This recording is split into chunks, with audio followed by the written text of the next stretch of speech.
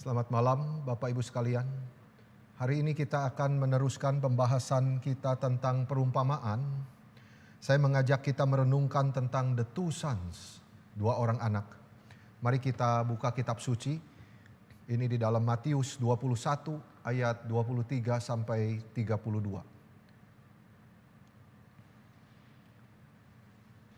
Matius 21, saya mengajak kita membaca dari sebelumnya, 23 sampai 32 ya.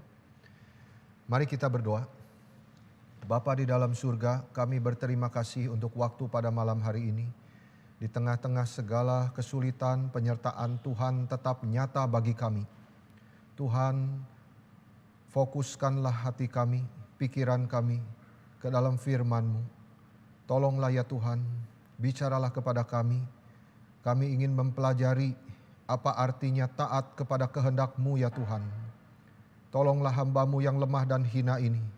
Berilah pengertian ya Tuhan, sehingga boleh Tuhan pakai untuk meneguhkan iman kami. Terima kasih ya Tuhan. Dalam nama Yesus Kristus kami berdoa. Amin. Saya akan bacakan untuk Bapak Ibu sekalian, Matius 21 ayat 23 sampai 32. Lalu Yesus masuk ke bait Allah, dan ketika ia mengajar di situ, datanglah imam-imam kepala serta tua-tua bangsa Yahudi kepadanya dan bertanya, "Dengan kuasa manakah engkau melakukan hal-hal itu? Dan siapakah yang memberikan kuasa itu kepadamu?" Jawab Yesus kepada mereka, "Aku juga akan mengajukan satu pertanyaan kepadamu, dan jikalau kamu memberi jawabnya kepadaku, aku akan mengatakan juga kepadamu dengan kuasa manakah aku melakukan hal-hal itu. Dari manakah baptisan Yohanes? Dari sorga atau dari manusia?" Mereka memperbincangkannya di antara mereka dan berkata, "Jikalau kita katakan dari sorga, ia akan berkata kepada kita, 'Kalau begitu, mengapakah kamu tidak percaya kepadanya?' Tetapi jikalau kita katakan dari manusia, kita takut kepada orang banyak, sebab semua orang menganggap Yohanes ini nabi." Lalu mereka menjawab Yesus, "Kami tidak tahu." Dan Yesus pun berkata kepada mereka, "Jika demikian, aku juga tidak mengatakan kepadamu dengan kuasa manakah aku melakukan hal-hal itu. Tetapi apakah pendapatmu tentang ini? Seorang mempunyai dua anak laki-laki. Ia pergi kepada anak yang sulung dan berkata, 'Anakku, pergi dan bekerjalah hari ini dalam kebun anggur.' Jawab anak itu, 'Baik, Bapak.' Tapi ia tidak pergi. Lalu orang itu pergi kepada anak yang kedua dan berkata demikian juga. Dan anak itu menjawab, 'Aku tidak mau.' Tapi kemudian ia menyesal lalu pergi juga. Siapa di antara kedua orang itu yang melakukan kehendak ayahnya?" Jawab mereka, "Yang terakhir." Kata Yesus kepada mereka, "Aku berkata kepadamu, sesungguhnya pemungut-pemungut cukai dan perempuan-perempuan sundal akan mendahului kamu masuk ke dalam kerajaan Allah. Sebab Yohanes datang untuk menunjukkan jalan kebenaran kepadamu, dan kamu tidak percaya kepadanya. Tetapi pemungut-pemungut cukai dan perempuan-perempuan sundal percaya kepadanya, dan meskipun kamu melihatnya, tetapi kemudian kamu tidak menyesal, dan kamu tidak juga percaya kepadanya." Saudara sekalian, kadang kita suka ditawari sesuatu, kita menolak. Tapi setelah itu kita pikir-pikir lagi, meski dengan terpaksa akhirnya mau juga.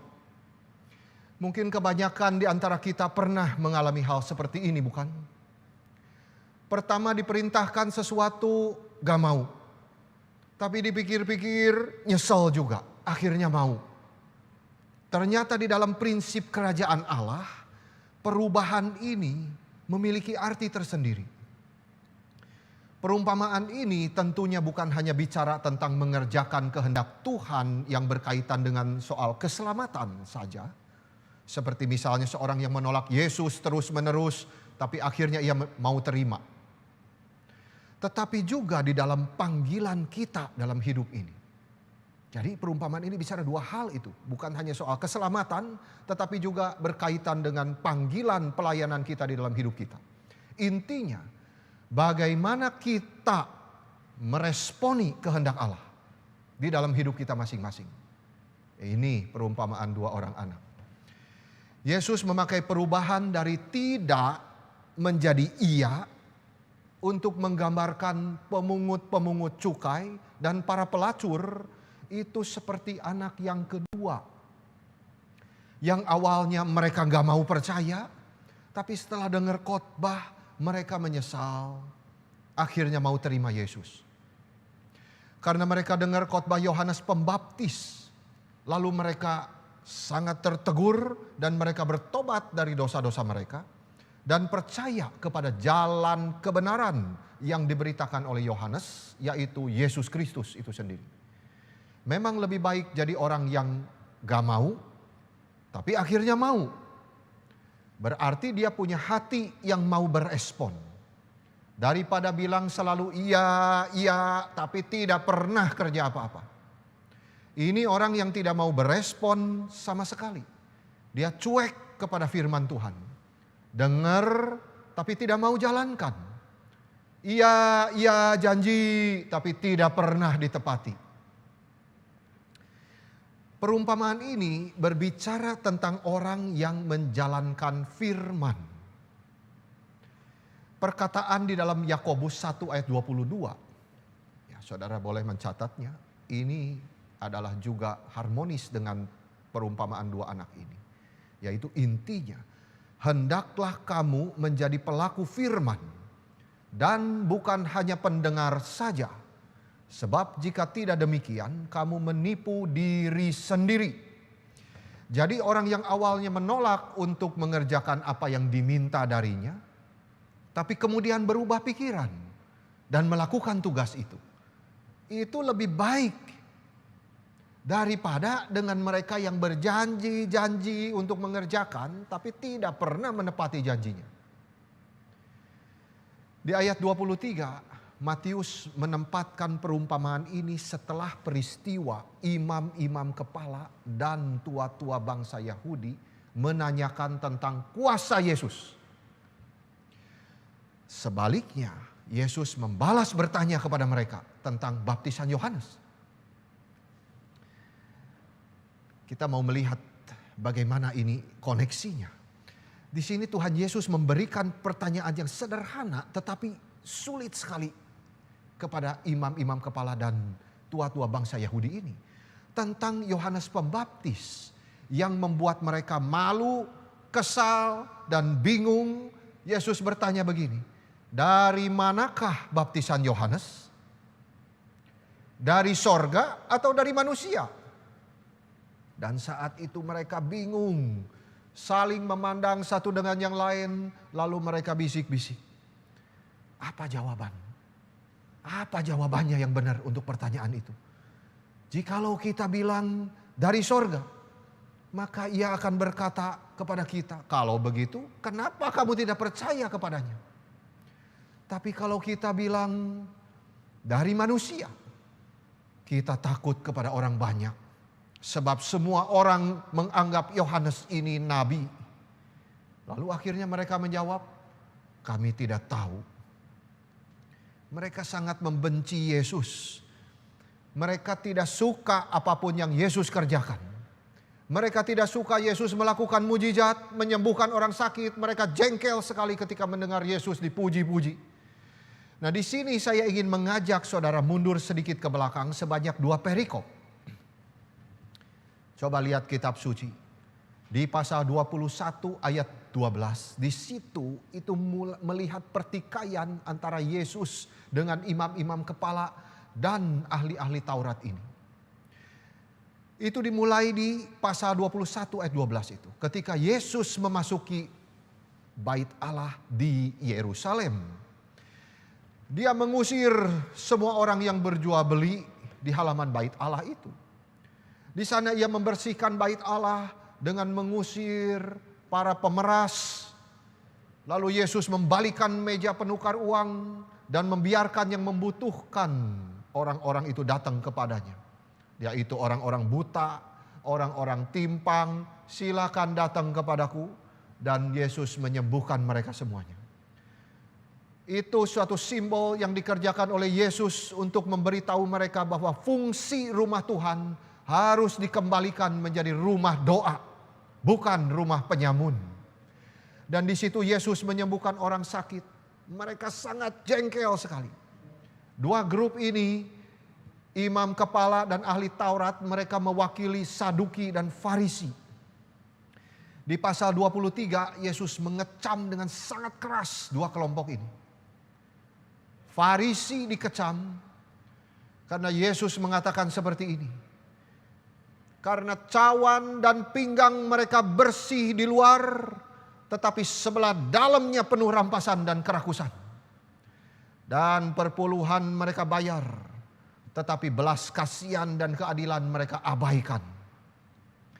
Ini menjadi pelajaran bagi kita semua, saudara sekalian, bahwa penampilan kita di luar yang bagus harus sama dengan hati kita yang di dalam. Ini selalu harus diingat. Pakai baju bagus, hati juga harus suci. Sedangkan Saduki, Yesus mengecam mereka. Karena di sini Yesus membersihkan bait Allah, Yesus membongkar usaha penipuan uang di situ. Sehingga ini mengancam posisi daripada imam-imam kepala itu. Itu sebab dua grup ini benci sekali kepada Yesus yang justru sedang memberitahu suatu kebenaran. Mereka benci Yesus membersihkan bait Allah. Mereka jengkel melihat Yesus menyembuhkan orang buta dan orang timpang. Mereka benci mendengar anak-anak teriak-teriak memuji Yesus, Hosana anak Daud. Bagi mereka itu penghujatan. Jadi inilah saudara, kalau orang sudah tidak suka, sudah timbul kepahitan di dalam hati, apapun yang dikerjakan Yesus semuanya salah. Saudara, di dalam hal ini kita harus berhati-hati untuk tidak menumpuk kesalahan orang lain di hati kita. Minta Tuhan untuk membereskan segala kebencian kita kepada orang lain, supaya itu tidak terus-menerus bertambah-tambah, akhirnya tidak terselesaikan dan berakhir dengan perceraian. Coba lihat, padahal dua grup ini sangat berbeda di dalam pandangan mereka, tetapi bisa bersatu melawan Yesus. Bahkan mereka kerjasama untuk membunuh Yesus. Saduki, Farisi. Inilah sifat manusia yang berdosa. Jikalau kejahatan sudah menguasai, tidak peduli mereka berlainan pandangan, mereka akan bersatu untuk menghancurkan pihak yang mereka sama-sama benci. Itulah mulainya pertanyaan mereka yang penuh kebencian tadi. Dengan kuasa manakah engkau melakukan mujizat-mujizat itu? Jadi kita melihat Yesus dan kelompok Farisi dan Saduki itu selalu berdebat dan bertempur terus. Hanya kali ini pertempurannya lain dengan yang di pembersihan bait Allah itu. Marilah kita melihat pertempuran macam apa. Kalau kita lihat lukisan daripada Giotto, saudara bisa melihat di dalam slide. Itu lukisan Giotto yang sudah lama sekali. Itu adalah lukisan tentang pengusiran penukar uang di bait Allah. Nah, di situ di sebelah kiri menunjukkan para rasul yang kaget dan bingung. Ya, para rasul itu ada bunderannya ya kalau zaman dulu itu digambar. Yang satu menutupi wajahnya, yang lain mengangkat tangannya seolah-olah, waduh kenapa bisa begini? Apa alasannya ini? Di sebelah kanan para pedagang ketakutan. Hewan-hewan berusaha meloloskan diri. Dan kemudian di latar belakang yang jauh itu adalah Farisi dan Saduki itu. Imam-imam kepala dan tua-tua bangsa Yahudi itu. Mereka berbisik satu dengan yang lain. Di tengah adalah Yesus. Di belakangnya ada bait. Dan di depannya ada meja penukar uang yang sudah terbalik. Di atas bahu kanannya yang terkepal itu Yesus memegang satu cambuk.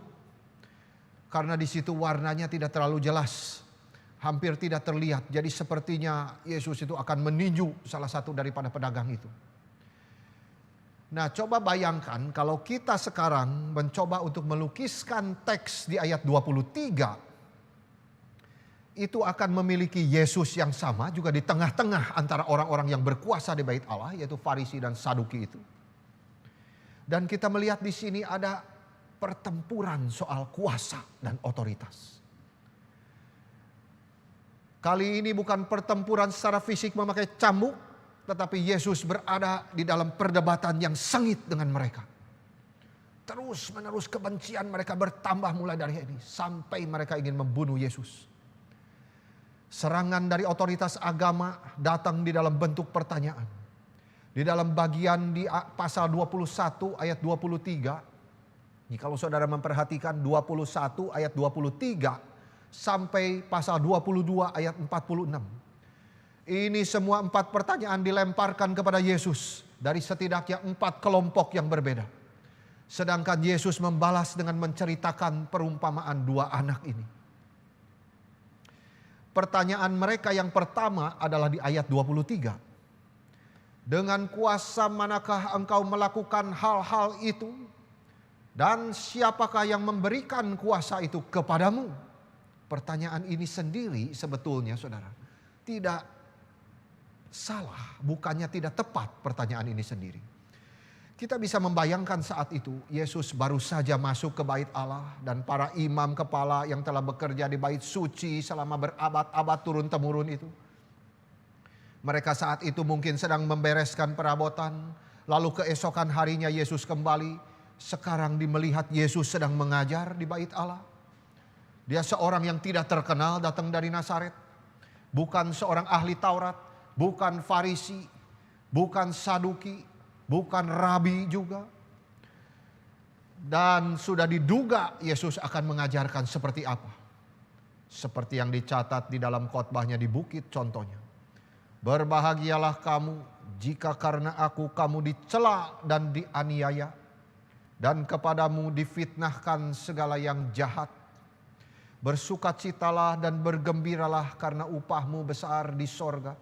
Ditambah lagi di Yohanes 2 ayat 19 pengajaran yang lebih berani lagi daripada Yesus. Hancurkan bait suci ini. Dan di dalam 3 hari aku akan mendirikannya kembali. Pasti imam kepala dan ahli Taurat di situ bukan hanya jengkel. Tapi juga bingung. Apa yang Yesus mau rencanakan dengan semua ini. Kemarin dia mengusir penjual dari bait Allah. Lalu besoknya dia mengajar di bait Allah. Dia pikir dia ini siapa? Dengan kuasa apa dia melakukan hal-hal ini? Jadi pertanyaan mereka ini bukan tidak bisa kita mengerti. Tetapi yang kita persoalkan adalah satu hal, sikap hati mereka. Saudara-saudara. Sikap hati mereka yang buruk. Kita melihat motivasi mereka bertanya itu tidak jujur. Tidak tulus. Ini bukan sekedar kalimat biasa. Kalau saja ada nadanya, mereka di sini bicara bukan Pak, maafkan. Dari mana kuasa yang Bapak pakai itu? Tapi dengan nada yang begitu kesal dan iri dan jengkel dan menuduh dengan kuasa apa? Engkau tidak berhak. Saudara-saudara, di sini kita melihat bahwa ketika kita bertanya, kita harus jujur. Memang kita tidak tahu, atau memang kita ingin lebih tahu. Jangan karena kita ingin dibilang hebat dengan pertanyaan-pertanyaan yang begitu kreatif. Ini salah belaka, saudara-saudara. Jadi mereka dengan nada marah karena mereka sudah benci Yesus. Mereka tidak mau membuka hati untuk kebenaran. Mereka tidak percaya kepada Yesus. Itu sebabnya di dalam keadaan ini Yesus balik bertanya kepada mereka lagi. Ayat 24 sampai 27. Jawab Yesus kepada mereka, aku juga akan mengajukan satu pertanyaan kepadamu. Dan jikalau kamu memberi jawabnya kepadaku, aku akan mengatakan juga kepadamu dengan kuasa manakah aku melakukan hal-hal itu. Dari manakah baptisan Yohanes? Dari sorga atau dari manusia? Mereka mempertimbangkan, membincangkan di antara mereka, lalu berkata satu dengan yang lain, jikalau kita katakan dari sorga, maka ia akan berkata kepada kita, kalau begitu mengapa kamu tidak percaya kepadanya? Tapi jikalau kita katakan dari manusia, kita takut kepada orang banyak. Sebab semua orang menganggap Yohanes itu nabi. Lalu mereka menjawab Yesus, kami tidak tahu. Dan Yesus pun berkata kepada mereka, jika demikian, aku juga tidak mengatakan kepadamu dengan kuasa manakah aku melakukan hal-hal itu. Dengan kata lain, jika kamu tidak mampu untuk menilai Yohanes Pembaptis sebagai utusan surga, kamu juga pasti tidak mampu untuk bisa menghakimi aku. Jadi ketika Yesus balik bertanya kepada mereka mengenai baptisan Yohanes, apakah dari surga atau dari manusia? Jawaban mereka, kami tidak tahu. Yesus menjawab, jika demikian, aku juga tidak mengatakan kepadamu dengan kuasa manakah aku mengerjakan hal-hal itu. Di dalam kalimat Yesus ini kita melihat beberapa hal. Yang pertama, Matius mau memberitahu kita bahwa kuasa itu menjadi persoalan yang sangat fundamental di zaman Yesus Kristus. Pertanyaan kuasa penting bagi orang-orang Yahudi di zaman Yesus. Karena mereka adalah umat Allah. Dan yang mereka hormati itu adalah imam-imam kepala. Sanhedrin. Itu sebabnya orang-orang seperti Yohanes Pembaptis dan Yesus pasti membawa masalah besar. Mereka ingin tahu kuasa dari mana waktu Yesus membersihkan bait Allah. Waktu Yesus membuat mujizat, kuasa dari mana itu? Waktu Yesus mengajarkan Injil dengan penuh kuasa. Yesus, engkau berbuat hal-hal itu dengan otoritas apa? Padahal Yesus sudah berkali-kali menyatakan bahwa kuasanya itu berasal daripada surga.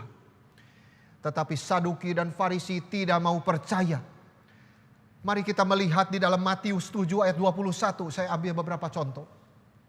Matius 7 ayat 21, Yesus berkata, tidak semua orang yang berkata kepadaku Tuhan, Tuhan akan masuk ke dalam kerajaan surga. Tetapi orang yang melakukan kehendak Bapakku yang di surga. Harusnya mereka bisa pikir di sini. Dengan otoritas mana? Itu pasti dengan otoritas dari surga.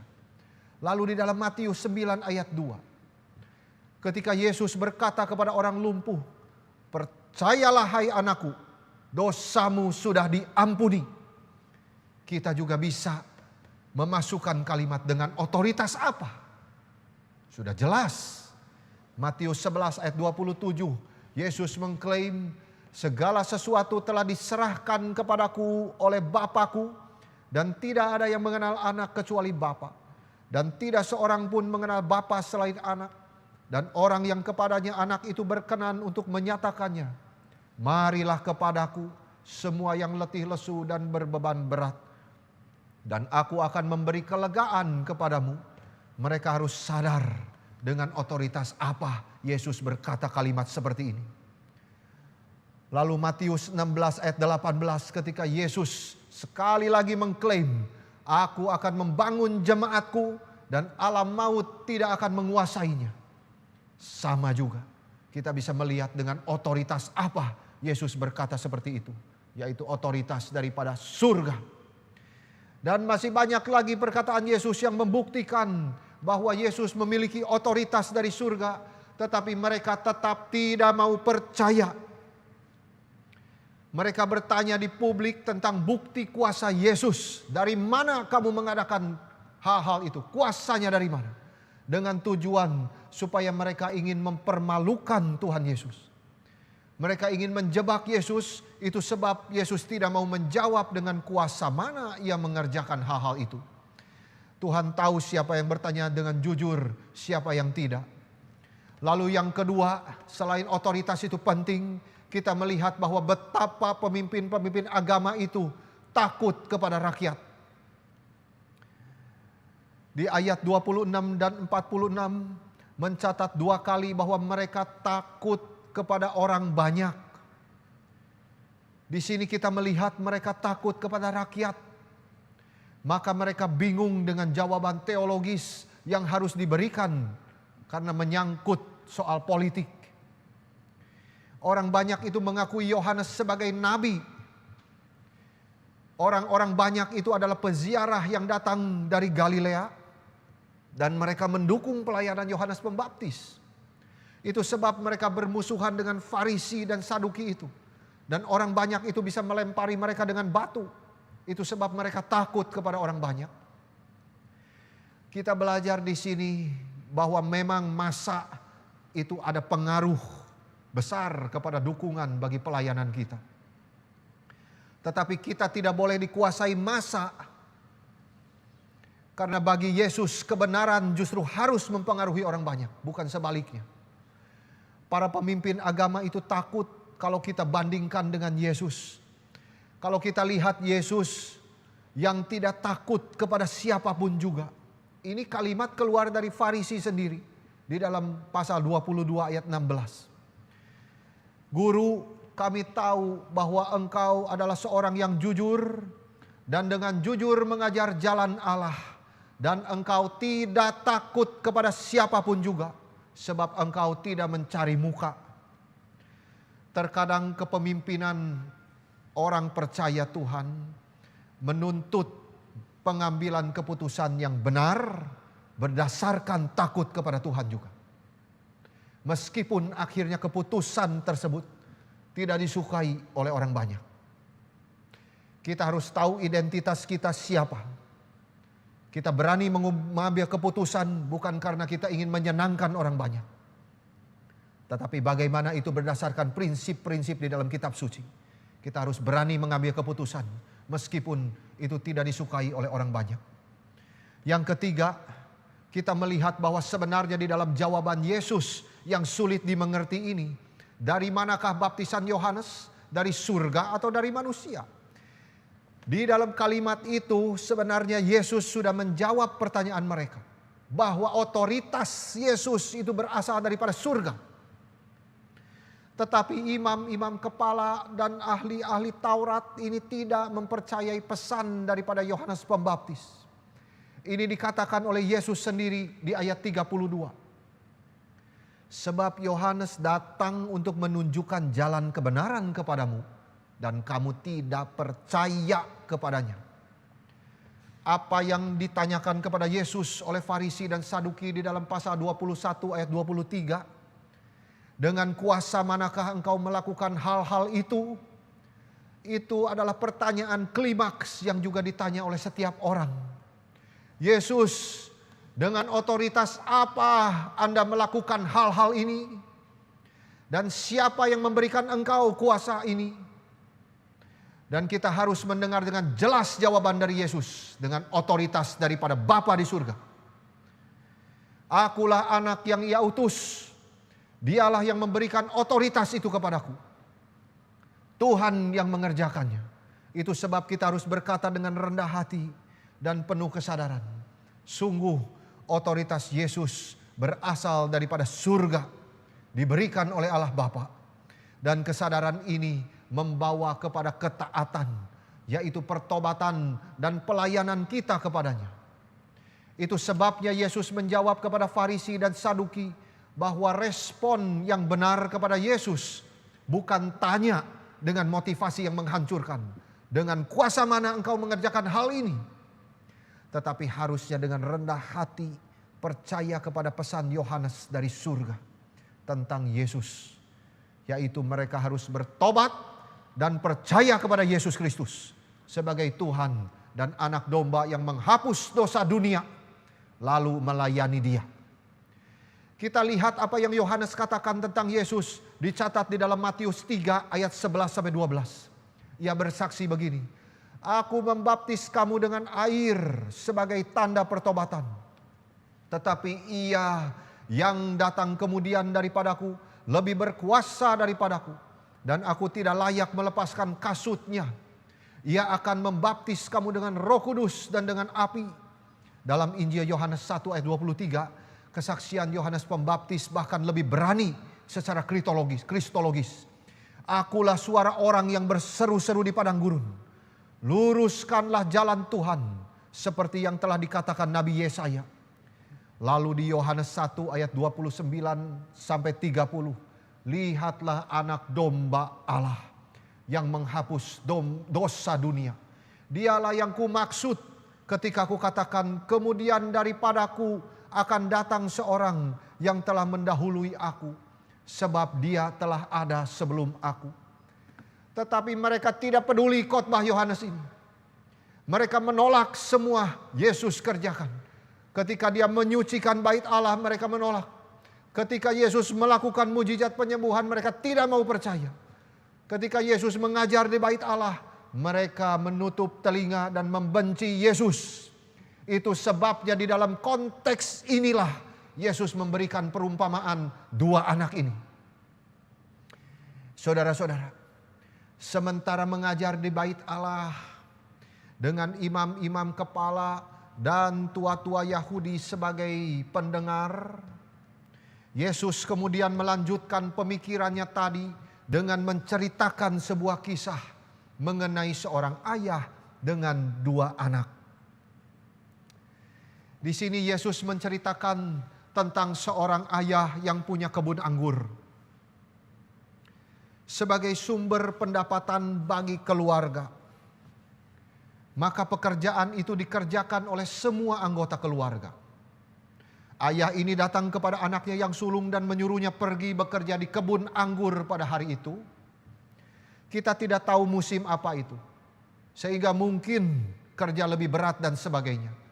Tetapi yang ditekankan di sini adalah permintaan untuk kerja dan apa responnya atas permintaan itu. Anakku, pergi dan bekerjalah hari ini dalam kebun anggur. Dan anak pertama ini menunjukkan tata krama timur yang sopan. Ia menjawab ayahnya, baik Bapak, baik Bapak. Tapi ia tidak pergi. Dia berjanji kepada ayahnya akan bekerja 1 hari penuh. Tapi janji ini tidak pernah bermaksud untuk dia tepati. Kemudian ayahnya itu harus pergi ke anaknya yang kedua dengan permintaan yang sama. Yaitu supaya dia pergi kerja di kebun anggur. Anak ini menunjukkan rasa sangat tidak hormat kepada ayahnya. Dia menjawab, aku tidak mau. Dia tidak menghormati ayahnya sebagai bapak. Dan bahkan tidak merasa bersalah sama sekali atas penolakannya itu. Tetapi setelah lama-lama dipikir-pikir, dia menyesal. Kemudian dia berubah pikiran. Maaf Pak. Dan akhirnya dia pergi juga. Dan Yesus langsung memberikan pertanyaan yang tidak bisa disanggah oleh mereka. Siapa di antara kedua orang itu yang melakukan kehendak ayahnya? Jawab mereka, yang terakhir. Imam-imam kepala dan tua-tua Yahudi itu tidak bisa bersembunyi lagi di balik ketidaktahuan mereka yang pura-pura. Mereka mau tidak mau harus mengakui bahwa anak yang awalnya menolak tetapi kemudian berubah pikiran itulah yang mengerjakan kehendak Bapanya. Kata Yesus kepada mereka, aku berkata kepadamu, sesungguhnya pemungut-pemungut cukai dan para pelacur akan mendahului kamu masuk ke dalam kerajaan surga. Sebab Yohanes datang untuk menunjukkan jalan kebenaran kepadamu dan kamu tidak percaya kepadanya. Tetapi pemungut-pemungut cukai dan perempuan sundal percaya kepadanya. Dan meskipun kamu melihatnya tetapi kemudian kamu tidak menyesal dan kamu tidak juga percaya kepadanya. Yesus memberikan ilustrasi di dalam perumpamaan ini. Di sini ayah itu mewakili Allah Bapa. Kemudian anak yang pertama, anak yang iya tapi tidak mau kerja. Ini melambangkan para pemimpin agama, ahli Taurat dan orang-orang Farisi. Matius 23 ayat 5 sampai 7 mencatat ciri-cirinya daripada orang-orang Farisi ini.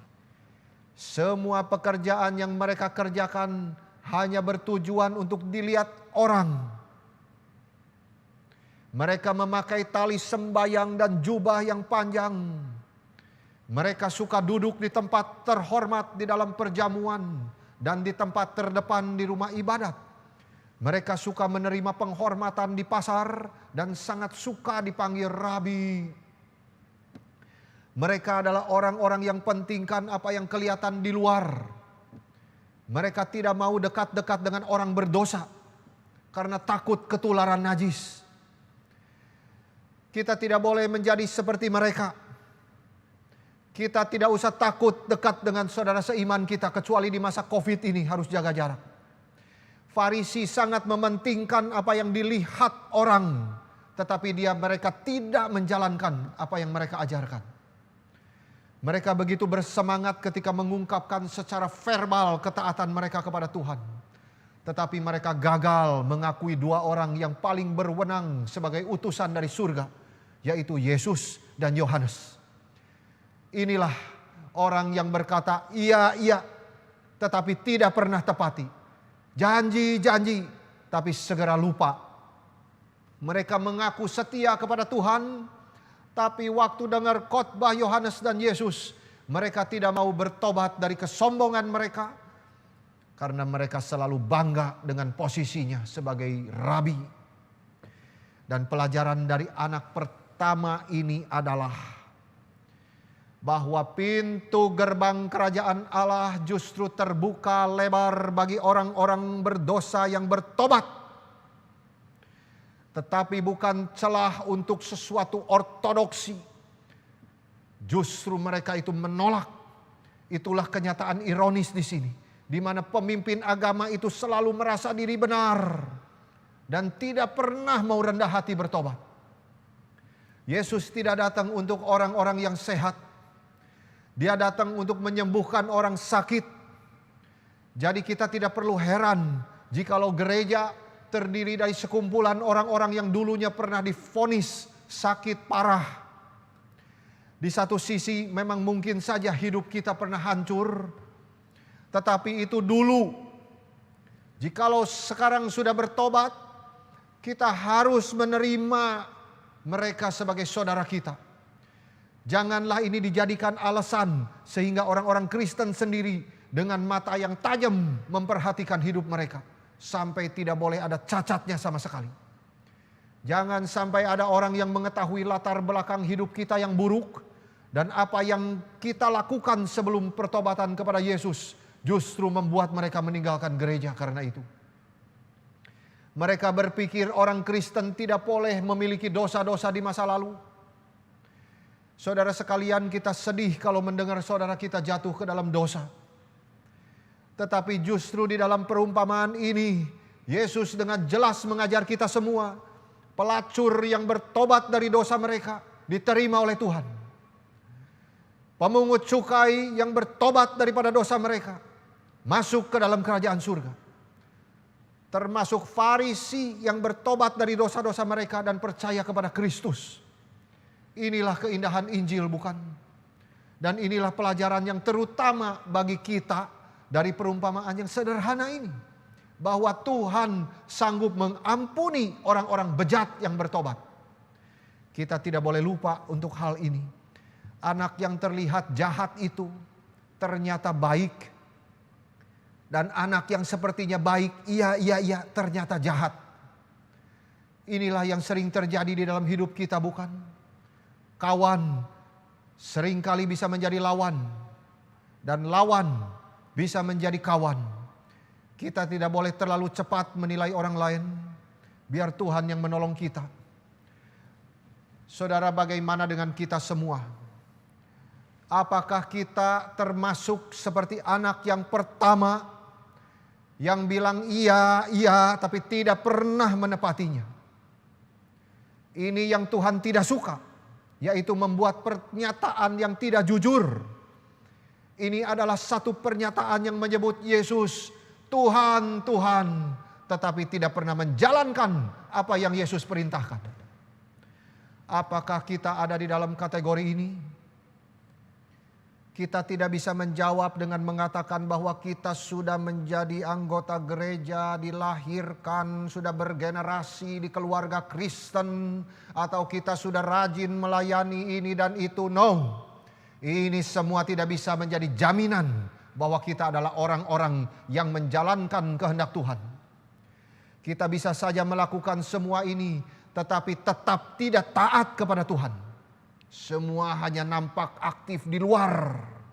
Semua hanya berjubahkan bagus, tetapi hatinya menipu Tuhan. Mirip seperti pemimpin-pemimpin agama itu. Mereka mengaku setia kepada Tuhan. Mereka sangat aktif di dalam hal keagamaan. Tapi mereka tidak percaya kepada Yesus. Dan mereka tidak bekerja di kebun anggur milik Tuhan. Tetapi mereka membangun kebun milik mereka sendiri. Dan keuntungannya mereka kantongi sendiri. Untuk kebesaran nama sendiri. Untuk reputasi sendiri. Inilah anak pertama yang harus bertobat. Kita hanya akan menjawab pertanyaan Tuhan. Apakah kita termasuk orang-orang yang berkategori menjalankan perintah Tuhan seperti anak kedua? Kalau kita sungguh-sungguh percaya kepada Yesus Kristus sebagai juru selamat dan bekerja di bidang yang memang Tuhan panggil kita untuk mengerjakannya. Inilah anak yang kedua. Anak yang kedua berlainan. Anak yang awalnya berkata tidak mau, tetapi akhirnya mengerjakan. Ini melambangkan para pemungut cukai dan pelacur yang hidup di dalam dosa, yang menolak melakukan kehendak Tuhan. Tapi pada akhirnya ketika Yohanes Pembaptis datang, mereka dengar khotbah Yohanes. Dan mereka sangat tertegur.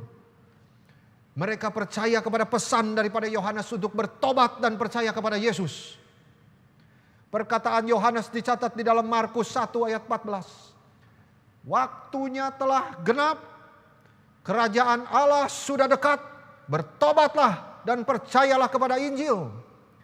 Ini adalah khotbah yang sangat sederhana, tetapi merubah hati para pemungut cukai dan pelacur itu. Saudara-saudara, ini khotbah yang dipakai Tuhan luar biasa, karena merubah hati orang yang berdosa. Pesannya selalu sama, bertobat dan kembali kepada Tuhan. Tidak ada bicara mujizat ini dan itu, atau bicara orang ketawa-ketawa di dalam kebaktian selama 1 jam. Tidak ada. Semua adalah perubahan daripada hati. Itulah firman kebenaran. Khotbah seperti ini memberikan kejutan yang luar biasa kepada para pemimpin agama itu. Karena pemungut cukai dan pelacur adalah orang-orang yang dibuang secara moral dan sosial oleh masyarakat. Pemungut cukai dikecam atas kerjasama yang berkhianat dengan Roma dan keserakahan untuk keuntungan. Sementara pelacur dikecam atas tindakan amoralitas mereka. Mereka dengan tegas berkata kepada Tuhan, kami tidak akan mentaati firman-Mu. Ketika mereka mendengar khotbah Yohanes tentang jalan kebenaran, mereka mendengar dan hatinya dilembutkan. Mereka berpikir dan mereka bertobat, mengubah pikiran mereka dan tindakan mereka. Anak kedua ini bilang tidak mau kepada bapaknya, tapi akhirnya bertobat dari ketidaktaatannya dan pergi ke kebun anggur untuk bekerja. Tuhan pasti tidak suka penolakannya yang pertama itu. Tetapi meskipun awalnya dia telah menolak ayahnya, tetapi kemudian dia bertobat dan melakukan kehendak ayahnya itu. Bagaimana dengan kita semua, saudara sekalian? Penolakan pertama daripada anak kedua itu seperti kita yang berpikir, tidak apa-apa, nanti masih ada banyak waktu. Nanti masih ada banyak waktu untuk melayani Tuhan. Ini pikiran yang salah belaka. Karena berlakukah firman Tuhan, malam ini juga nyawamu akan diambil dan engkau tidak sadar terus ikut jalan dunia, mencari kekayaan, mencari nama yang besar, bahwa itu semua adalah sia-sia belaka. Cari apa yang menjadi kehendak Tuhan, itulah yang kekal. Yesus berkata, seseorang tidak diselamatkan dengan berbicara saja, Tuhan, Tuhan, Tuhan. Iya Tuhan, saya akan segera melakukannya. Tetapi hanya dengan iman. Iman yang tidak pernah sendiri. Iman yang mentaati firman. Iman yang menjalankan kehendak dan suara daripada Tuhan. Bagi Yesus, iman yang hanya di mulut saja bukanlah iman yang menyelamatkan. Iman yang melakukan, itulah iman yang menyelamatkan.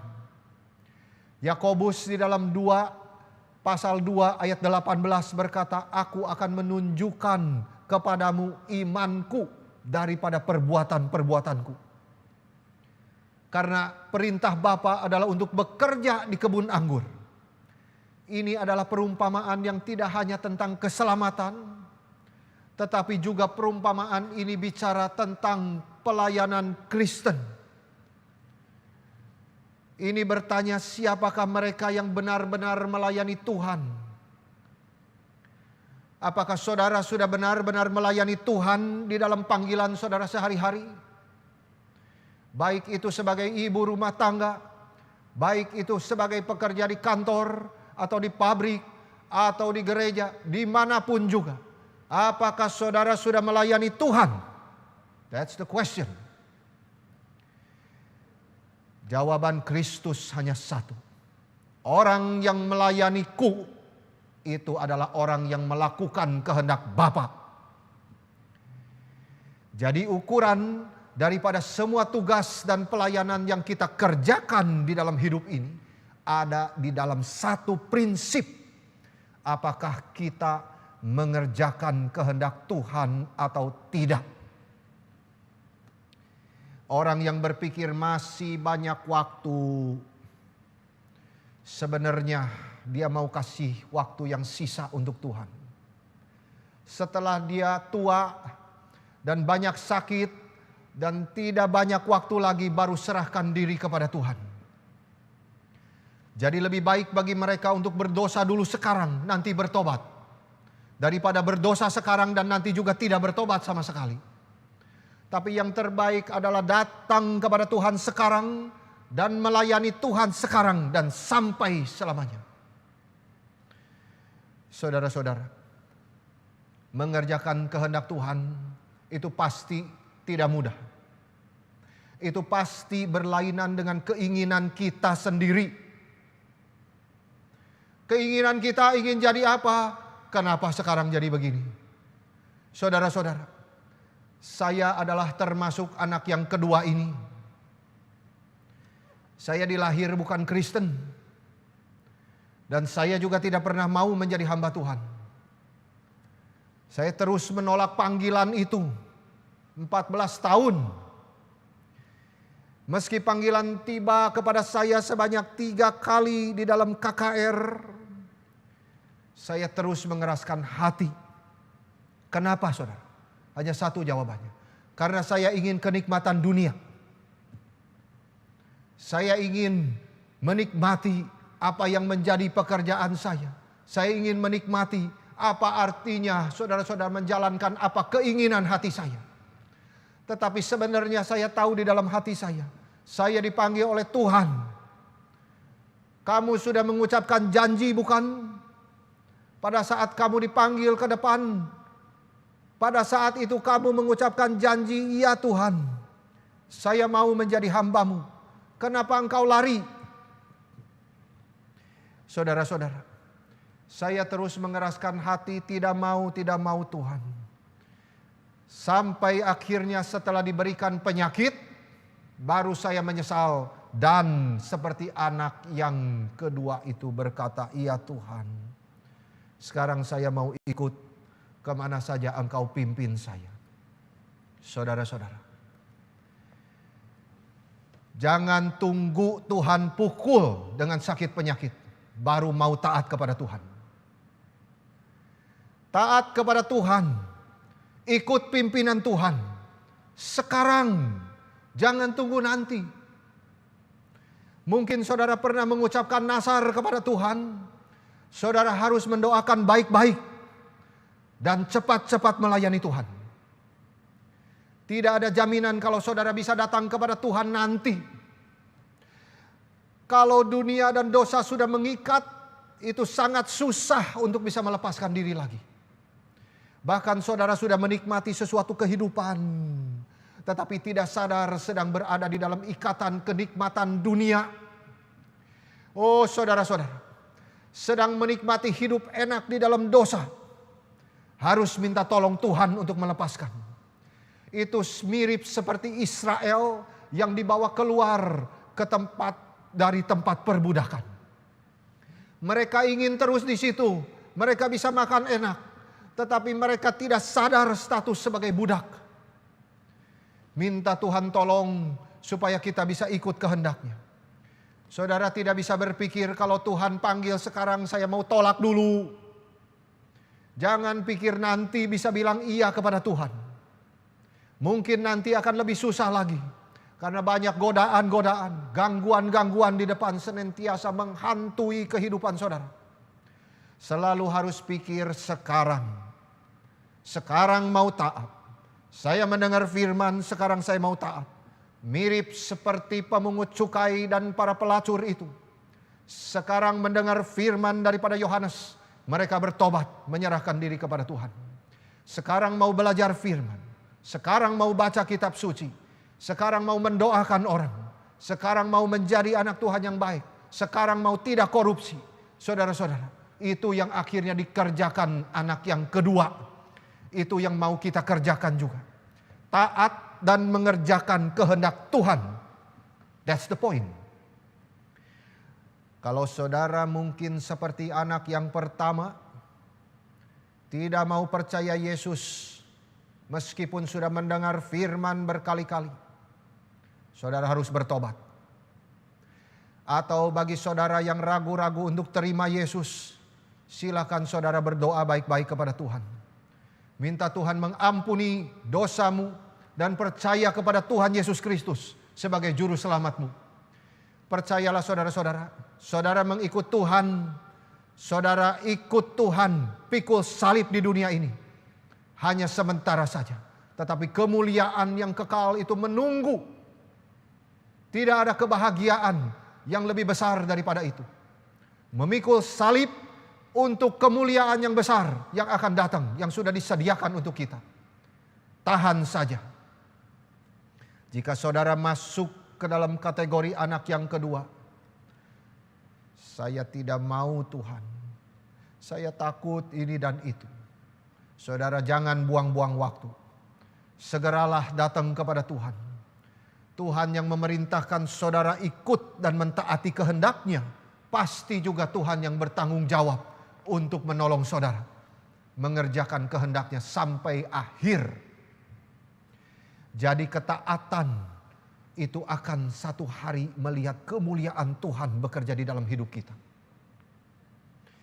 Seperti ketika Tuhan berfirman kepada Yosua, masukkan kakimu ke dalam air itu, maka sungai itu akan terbelah. Tanpa ketaatan, kita tidak akan pernah melihat Tuhan bekerja di dalam hidup kita. Mari kita berespon yang benar kepada Tuhan. Setelah mendengar perumpamaan dua anak ini, kita mau memberikan respon yang benar. Iya Tuhan, saya mau hidup berarti bagimu. Saya mau dipakai menjadi berkat bagi sesama. Saya mau ikut Engkau.